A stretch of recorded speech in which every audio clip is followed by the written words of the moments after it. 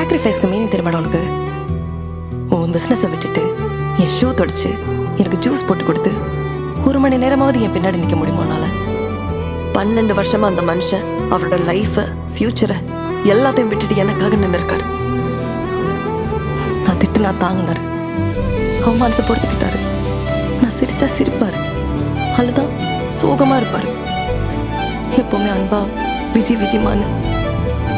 இதெல்லாம் யாரா பண்ணுவாங்க? ஒரு பொண்ணு உலகத்துக்கு முன்னாடி எப்படி கெத்தா தைரியமா நிக்கணும்னு சொல்லுவாரு. நான் நிக்கிறேன், அவருக்காக நிக்கிறேன்.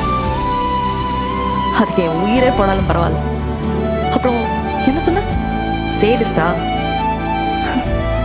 என் தளபதிடா, என் நண்பன், என் அண்ணா, என் சித்தப்பா,